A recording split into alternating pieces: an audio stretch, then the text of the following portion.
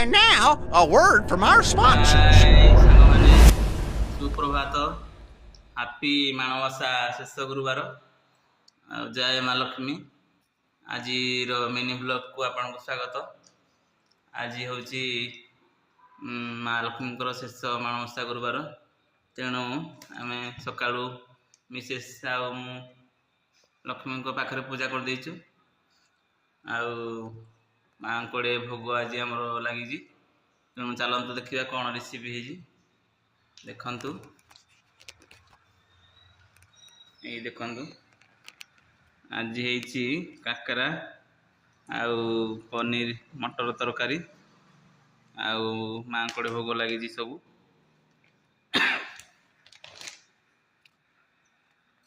ତେଣୁ ମାଣବସା ଶେଷ ଗୁରୁବାରର ଆଜିର ଭୋଗ, ତେଣୁ ଚାଲନ୍ତୁ ଖାଇବା ଭୋଗ।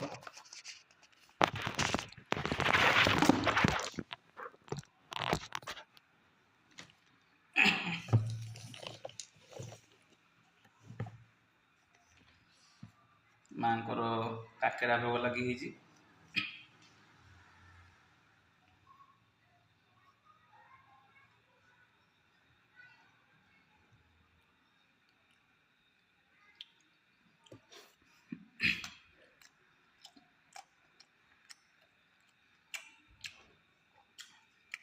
ମାଆଙ୍କ ଭୋଗର ସ୍ୱାଦ ବହୁତ ନିଆରା, ଭାଗ୍ୟରେ ଥିଲେ ମିଳିବ। ତେଣୁ ଆପଣଙ୍କ ଘରେ ଆଜି କ'ଣ ଭୋଗ ଲଗେଇଛନ୍ତି ଆଉ କ'ଣ ହେଇଛି କମେଣ୍ଟ ସେକ୍ସନରେ କହିବେ। ଆମ ଘରେ ତ ଆଜି କାକେରା ଆଉ ପନିର ତରକାରୀ ହେଇଛି।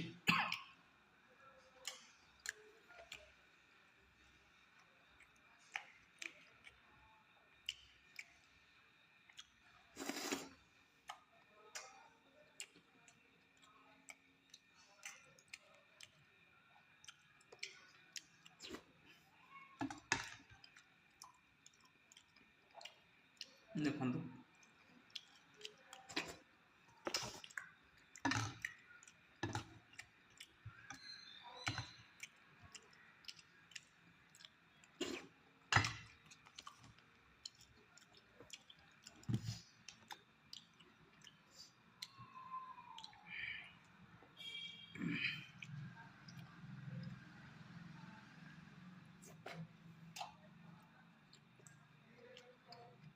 ମା ଲକ୍ଷ୍ମୀଙ୍କର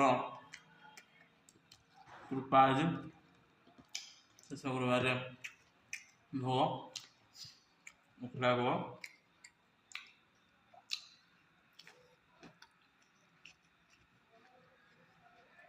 ବହୁତ ସ୍ୱାଦିଷ୍ଟ। ମା ଲକ୍ଷ୍ମୀଙ୍କର କୃପା ନହେଲେ କିଛି ମିଳିବନି ଦୁନିଆରେ। ସ୍ୱୟଂ ଜଗନ୍ନାଥ ବି ଭିକାରୀ ହେଇଯାଇଥିଲେ, ତେଣୁ ସବୁବେଳେ ମା ଲକ୍ଷ୍ମୀଙ୍କୁ ଆପଣ ଡାକନ୍ତୁ, ଉପାସ କେବେ ରହିବେନି, ଧନ ଧନ ସବୁ ପାଖକୁ ଆସିବ।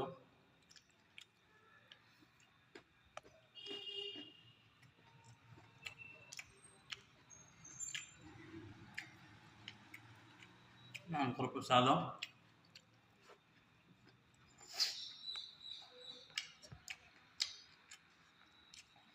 ତେଣୁ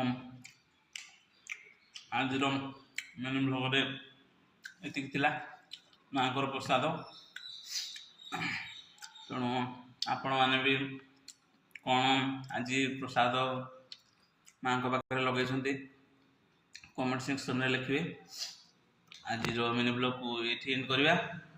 ଭିଡ଼ିଓଟି ଯଦି ଭଲ ଲାଗିଥାଏ ଆପଣ ସବସ୍କ୍ରାଇବ୍ କରିବେ, ଫଲୋ କରିବେ, ଲାଇକ୍ କରିବେ, ସେୟାର କରିବେ ଆଉ କମେଣ୍ଟ ସେକ୍ସନରେ ଆପଣଙ୍କର ମତାମତ ଦେବେ।